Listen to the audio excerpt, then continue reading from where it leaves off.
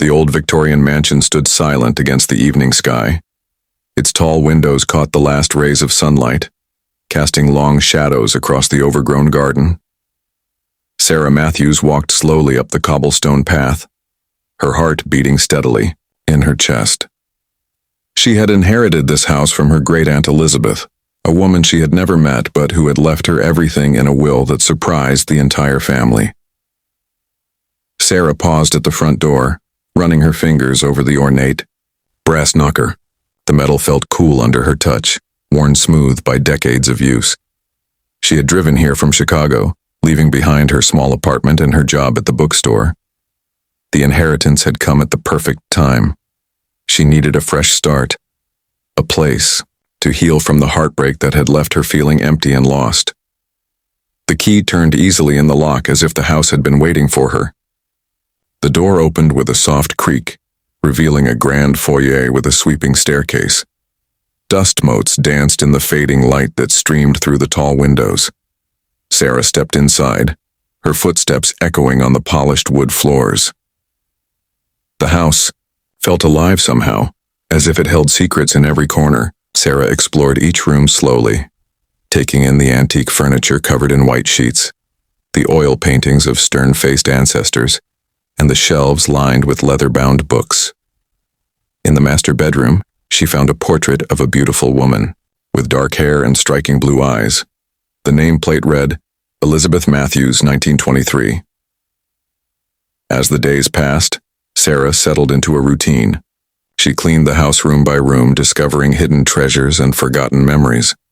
She found old letters tied with ribbon, photographs of garden parties, and a diary written in elegant script. The house began to feel like home, but Sarah couldn't shake the feeling that she was not alone. It started with small things. A book left open on a table she was sure she had closed, the scent of roses in the air when no flowers bloomed in the garden, the sound of footsteps in the hallway, late at night. Sarah told herself it was just the old house settling, but deep down she knew something else was happening. One evening, as rain drummed against the windows, Sarah was reading in the library when she heard piano music drifting from the parlor. The melody was hauntingly beautiful, a waltz that seemed to speak of love and longing. She followed the sound, her bare feet silent on the carpet. In the parlor, she found him. He sat at the grand piano, his long fingers moving gracefully over the keys. He was tall and elegant, with dark hair that fell across his forehead and pale skin that seemed to glow in the lamplight. He wore a black suit that looked like it belonged to another era. When he looked up and saw her, the music stopped. "I'm sorry," he said, his voice soft and cultured. "I didn't mean to frighten you." Sarah's heart raced, but not from fear. There was something familiar about him, something that made her feel safe despite the strangeness of the situation. "Who are you?" she whispered. "My name is Daniel," he said, standing slowly.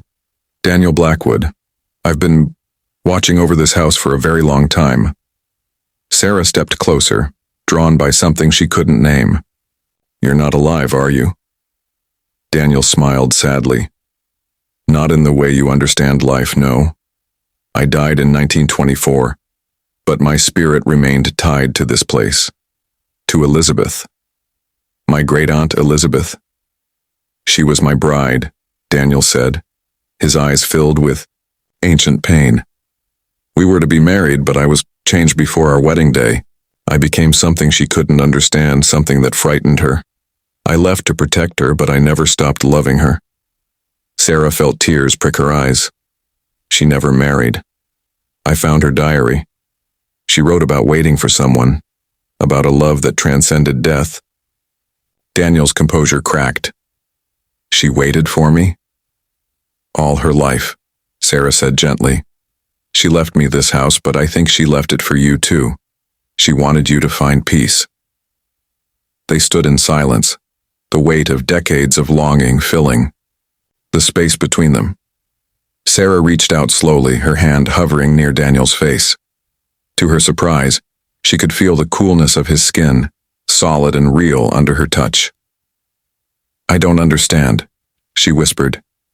How is this possible? Love, Daniel said simply. Love makes many things possible.